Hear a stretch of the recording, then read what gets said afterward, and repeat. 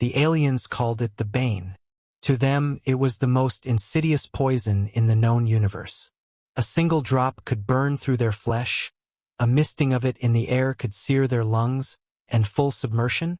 That was an agonizing, dissolving death. Across the galaxy, every known species feared this lethal substance. But for humans, it was simply water.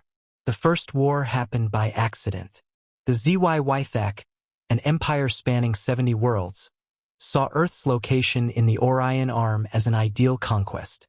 Primitive as humans were, their planet was rich in metals and organic resources. Their fleets arrived in full force, blackening the skies with battleships. They expected surrender. Instead, they died screaming. The first troops to land on Earth found their armor dissolving as humid air corroded their exoskeletons. Rain burned like acid, and when their wounded stumbled into rivers, their screams of agony could be heard for miles. Within hours, their entire landing force was reduced to steaming husks. The invasion fleet, watching in horror from orbit, had no time to retreat. The humans launched projectiles filled with pressurized water, missiles that cracked open in space and released torrents of the deadly liquid. The aliens' ships, designed to withstand plasma and nuclear fire, were utterly unprepared for the creeping devastation of something so basic. The HFY empire collapsed within weeks. The humans hadn't just repelled them, they had hunted them. They built torpedoes that burst into clouds of atomized water, spreading their invisible toxin through the void. They developed rifles that fired hyperpressurized liquid bullets, melting enemy troops on contact. They even engineered delivery systems to seed enemy worlds with controlled rain, making entire planets uninhabitable for their foes. Word spread. The other great empires of the galaxy tried to unite against this new horror, but their alliances were built on centuries of tradition. They argued, debated, hesitated.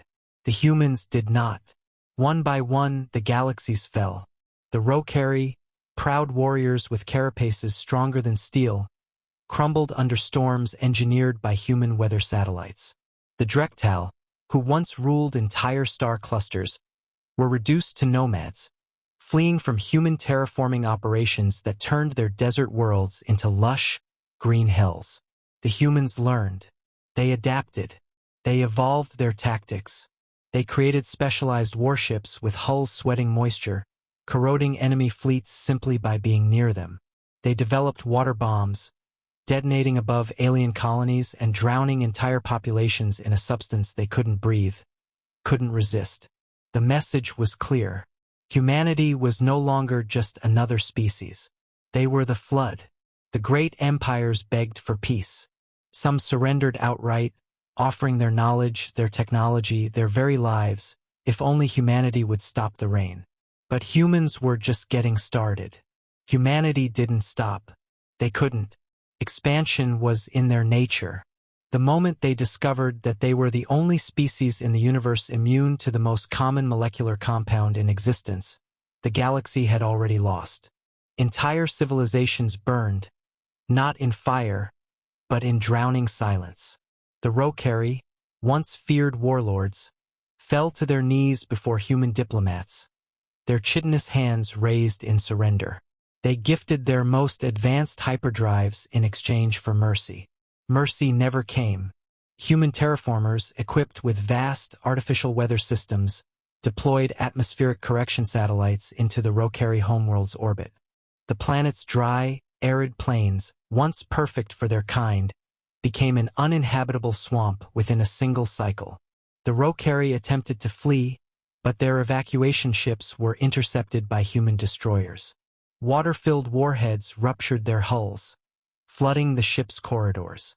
What little remained of their species suffocated in the damp darkness of their own vessels. It was called the cleansing. For humans, it was just another Tuesday. The Drektal fared no better.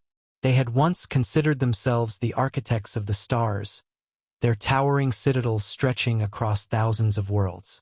Now those citadels stood in ruins, crumbling beneath relentless storms. The humans didn't just unleash their weapon, they perfected it. Massive hydroforming engines drowned entire planets in engineered tsunamis, ensuring no species could reclaim what was lost. Still, there were those who resisted. A coalition of surviving empires, led by the last remnants of the Zythak High Council, formed a desperate plan. Using all the technology at their disposal, they designed an artificial wasteland, a planet stripped of all moisture, devoid of lakes, rivers, and even atmospheric condensation. They called it Dry Haven, a fortress world where no drop of water would ever exist. It was their last stand. Thousands of alien warships gathered above its lifeless surface, their hulls reinforced to withstand human bombardment. They watched the void, waiting for the inevitable arrival of the flood. They didn't wait long. Humanity came not with a fleet, but with a storm. A ring of orbiting water generators, larger than any construct the universe had ever seen, began their work. They siphoned energy from a nearby star, harnessing its power to create something terrible: atmospheric collapse. The aliens screamed as the first clouds formed. Dry Haven skies, once eternally clear, darkened with unnatural storms. Static crackled through the air as moisture filled the void. The alien warships, invulnerable to plasma and nuclear bombardment, corroded from the inside as condensation seeped through their armor. Entire fleets fell, not in glorious battle, but in decay. It rained for 6 days. By the 7th, Dry Haven was no more. The last of the great empires were gone. What remained of their people became refugees, vagrants wandering the stars in rusting vessels, their bodies wrapped in synthetic suits to protect themselves from even the faintest traces of water. Some tried to fight back, launching desperate insurgencies against human outposts. They failed. Every time. Water was everywhere. It was in the air they breathed, in the food they ate, in the soil beneath their feet. To fight humans was to fight the very fabric of life itself. And so the galaxy fell silent. A new era began. Humanity, once fragile, once thought to be an insignificant species confined to a blue planet, had risen to godhood. The flood had come, and it would never recede. For centuries, humanity reigned. The flood had conquered the stars, spreading across galaxies like an unstoppable tide. Human colonies flourished where once mighty empires had crumbled. Planets that were once wastelands for alien species became thriving, water-rich worlds under human dominion. The last remnants of the old civilizations either served as laborers or hid in the darkest corners of space, praying that the flood would never come for them. And then, for the first time, humanity met resistance. Not from an army, not from a coalition of broken species desperate for revenge, but from something older, something that had been waiting. It began as an expedition. Deep in the Perseus Arm, humanity detected an artificial megastructure orbiting a dead star. The construct was vast, larger than anything humans had ever encountered. It resembled a shattered ring, floating in the darkness, abandoned for millennia. Human scientists were eager to claim it. They sent their best engineers, their most advanced AI probes, their most ruthless security forces. The fleet arrived, eager to strip it apart for knowledge and technology. And then the humans began to die. Not from combat, not from sabotage, not from an enemy they could see. They dried out. Bodies were found aboard their ships, shriveled and husked as if every drop of water had been pulled from their cells. The emergency water reserves aboard the fleet evaporated overnight. Hydration systems failed, condensation disappeared, even human sweat seemed to vanish into the air itself. The first distress signals were panicked, incoherent.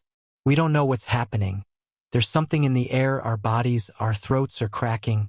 Then only silence.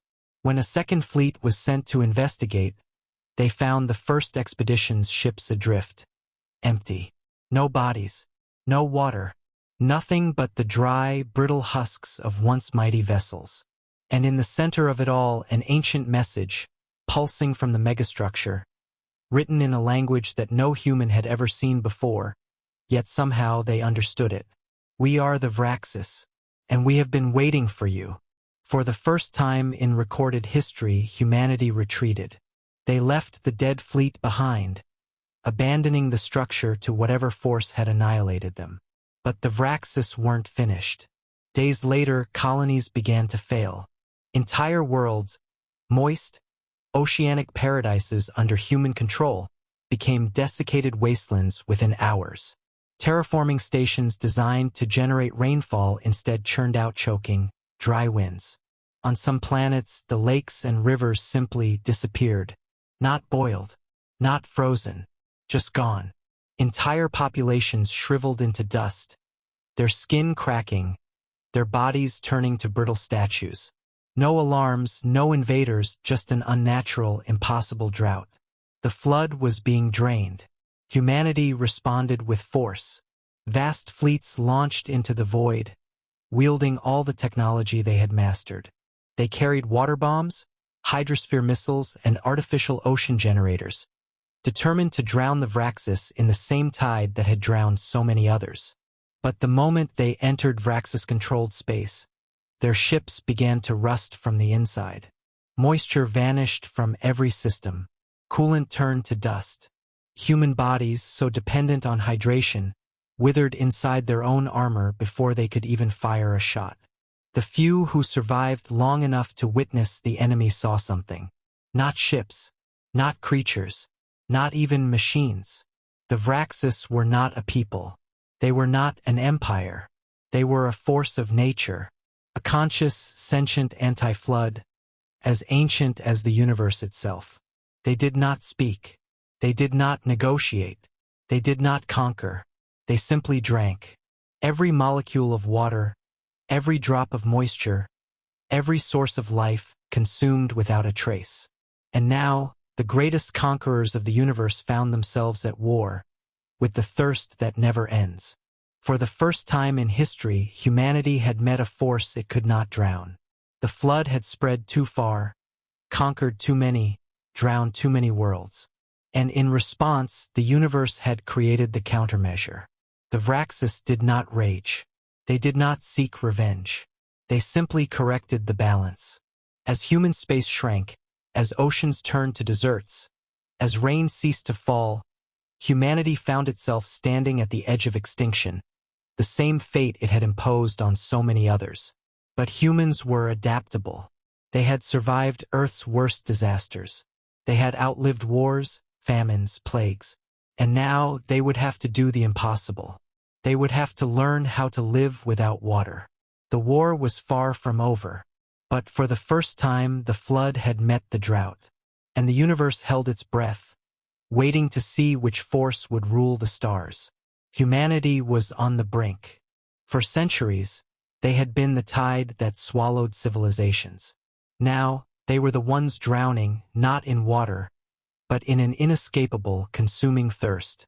The Vraxis moved through human space like an invisible plague. Planets went from lush paradises to bone-dry wastelands in hours. Cities crumbled, their infrastructure collapsing as pipelines ran empty, reservoirs cracked, and even underground aquifers turned to dust. Entire fleets vanished. Not destroyed, just drained. Ships found drifting in the void, their crews mummified in their suits, their vessels brittle and crumbling. Space stations, once bustling hubs of intergalactic trade, now husks of airless, moisture-starved steel. And then the real horror began. The human body was a marvel of evolution, but it was also a machine built on water. No human could survive more than a few days without hydration. At first, the survivors rationed what little they had, hoarding every drop, every molecule. Then came the madness. The dehydration wasn't just physical, it was psychological. The Vraxis had changed something fundamental about the way water behaved in human space. It no longer cycled, no longer condensed, no longer responded to human engineering. Scientists discovered that water itself had memory, and the Vraxis had rewritten the rules. Water no longer belonged to humans. Mars was the last stronghold. Unlike Earth, it had always been an artificial oasis. Every molecule of water on the red planet had been engineered, recycled, stored under strict control. When the Vraxis attacked, Mars was the only place that resisted. It wasn't because of its defenses. It wasn't because of its technology. It was because Mars had never relied on natural water. The terraforming reactors on Mars used a synthetic compound, an artificial hydrogen-oxygen matrix that mimicked water but wasn't truly alive. And for some reason, the Vraxis ignored it. It was the breakthrough humanity needed. Desperate, the last surviving scientists and engineers of the human race gathered in Olympus Mons, deep within the Martian capital. They had one mission: to break water's chains. For centuries, humans had used water to conquer. Now they needed to reinvent it. They experimented with molecular restructuring, forcing water to exist in forms that defied the Vraxis. They altered atomic bonds, creating dry water compounds that retained hydration but were immune to the invisible siphoning force. They forged hydrocor, the first liquid in human history that the Vraxis could not touch. The moment it was released, the Vraxis reacted. For the first time, they hesitated. The war changed overnight. Mars-built ships launched from drydock, their hulls laced with hydrocor reservoirs.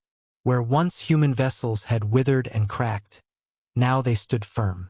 The first battle was fought over the ruins of Earth's moon. The Vraxis tried to drain the human fleet as they had before, but the new compounds resisted. Instead of drying out, the ships reversed the siphon, pulling the Vraxis energy into their own reservoirs. Humanity had adapted, and for the first time since the war began, the Vraxis began to starve. Hydrocor wasn't just a weapon, it was a trap. The Vraxis had spent eons feeding on water, but they had never encountered something they could not process.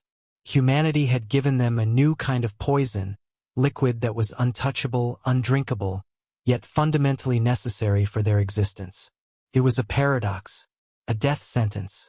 Planet by planet, the balance shifted. Humanity returned to their drowned worlds, reintroducing hydrocor into the atmosphere. The Vraxis tried to drain it, only to find themselves dying instead. Their form, if it could even be called that, began to wither, their hold on reality unstitching. The humans called it the Great Reversal. The hunted had become the hunters. It took a century to reclaim what was lost. Mars became the capital of a new human empire, one built not on conquest, but on control. Water was no longer just a tool, it was the ultimate weapon. Some species begged for protection, offering their technology, their knowledge, even their servitude in exchange for hydrocor. Others tried to resist, to forge alliances against the rising flood once more. They failed. The Vraxis, once thought to be an eternal force of nature, were nothing more than a failed reaction. A universal immune system that had met the one species in existence that could not be purged. The flood had returned, and this time it would never recede. Final transmission, Galactic Year 4621. To the remaining survivors of the old empires, you once called us monsters, conquerors, destroyers. You feared the tide because you did not understand it. Now you beg for it. The flood does not drown. It does not burn. It does not rage. It simply flows. Surrender your worlds. Kneel before the tide, or wither and fade. The choice is yours. High Chancellor of the Martian Dominion, voice of the flood. For centuries, humanity reigned supreme. The flood had swept across the galaxies, conquering, shaping, and rewriting the balance of existence. The Vraxis were gone, reduced to whispers in the void, their presence erased from the fabric of reality itself. The old empires of the galaxy had either bowed or been washed away. But the universe had one last secret. Something else had been waiting. It began with a sound. Deep in the Andromeda expanse, where no human vessel had ventured, a pulse rippled through subspace, an ancient frequency, older than the stars themselves. It did not speak in words. It did not demand surrender. Simply called. Humanity, confident in its unchallenged supremacy, dismissed it at first. Another lost species crying out for help? Another remnant of a civilization desperate for salvation? It didn't matter. Until the tide stopped moving. Hydrocore technology had spread across the empire. Humanity no longer needed natural water. Every world, every colony, every fleet was sustained by its perfected hydration systems. Terraforming had become obsolete. The flood no longer needed to reshape planets. They simply owned them. And yet, something was wrong. Terraforming reactors slowed, then failed. Entire oceans of hydrocore turned still, not frozen, not evaporated, just motionless. The water refused to flow. Then the disappearances began. First, an outpost near the galactic rim. Then, an entire fleet, lost in deep space without a trace. No distress signals, no wreckage, just emptiness. A growing unease crept through humanity's empire. For the first time in millennia, they did not understand something. And then the first planet sank.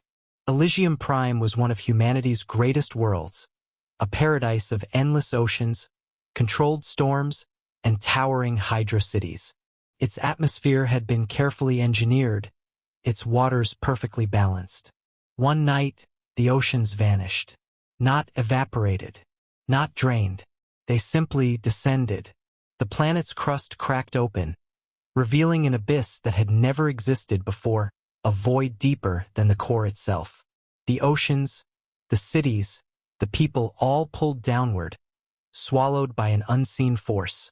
Not a single scream escaped. The entire planet had been claimed in a single night. And then, across the empire, the same phenomenon repeated. For centuries, humanity had thought water was their domain, their weapon, their power. They had forgotten one universal truth. The deeper you go, the less you understand. Something beneath the flood had stirred. Something older than the Vraxis. Something that had existed before the first galaxies had formed. It did not fight. It did not resist. It simply opened its maw and the tides obeyed. Scientists on Mars detected an anomaly at the heart of hydrocore technology. The synthetic water, the very foundation of humanity's empire, was changing. It was learning. It was listening. The oceans began to whisper, not in human languages, not in alien tongues, but in something more primal, something that bypassed the mind and spoke directly to the soul. Engineers working on hydrocore refineries reported strange hallucinations, visions of endless black waves, of creatures that had no form, but whose presence could be felt in every molecule of liquid around them. People stopped drinking. They refused to bathe, refused to touch the water. Entire colonies abandoned their oceans, terrified of what lurked beneath. Then the first human drowned on dry land. His body was found in the center of a city, no water anywhere near him, yet his lungs were full, his skin bloated, his bones crushed by pressure that should not exist. And then the whispering became a voice. Across every water source in the empire, from the smallest droplet to the largest ocean world, a single message rippled through the tides. You have conquered the waters, but the waters were never yours. And now they returned to us. Humanity had never known fear. Not when they faced the ZYYthak. Not when they crushed the Drektel. Not even when the Vraxis sought to erase them. But now, for the first time, they stood at the edge of something unknowable. Because the waters had never truly been theirs. They had stolen it, warped it, used it as a weapon. And now the true owners had come to take it back. The flood had ruled for eons, but now they were the ones drowning, and the deep was endless,